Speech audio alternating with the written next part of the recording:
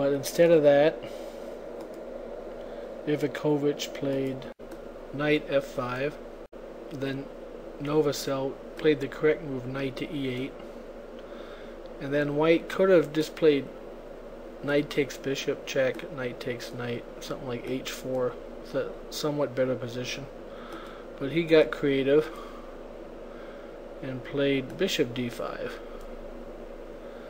And this would have been about even after bishop takes bishop, bishop takes knight, queen takes bishop, hitting the rook, something like queen c7.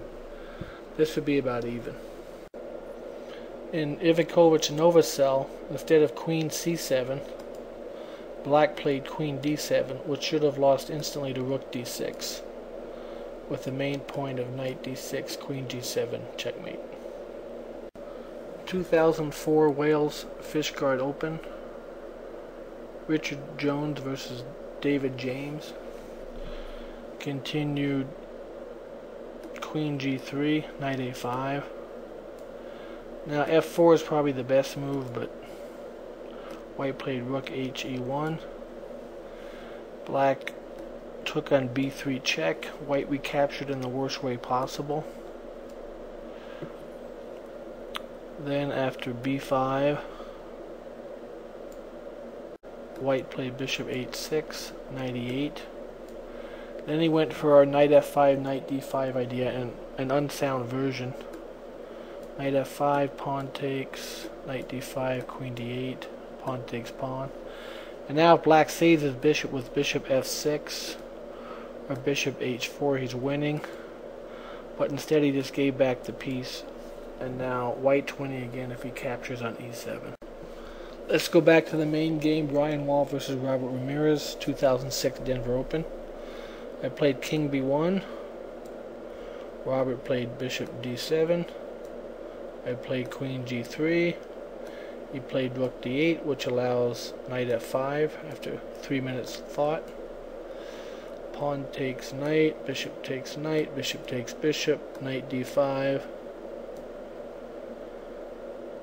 Now queen a5. And I'll just give you one line in case he doesn't take the knight, just to show you what could have happened.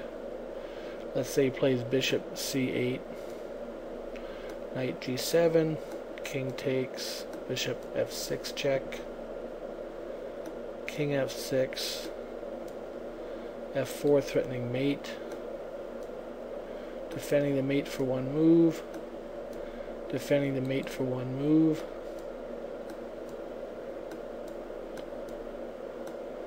and now we get to a humiliating pawn.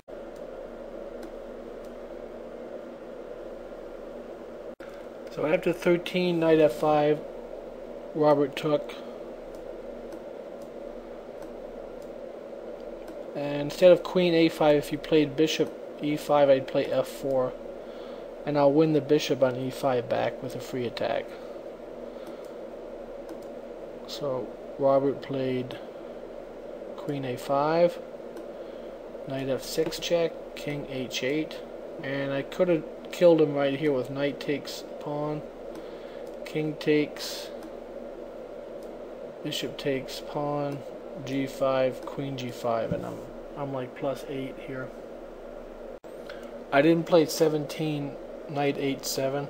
I also had another winning move, knight to h5, rook g8, bishop f7, or worse for black, if he plays g6, I play rook d5, which is crushing. I might have queen c3 check.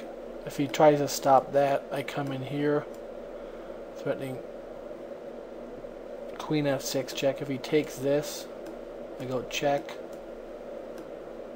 And now I'm threatening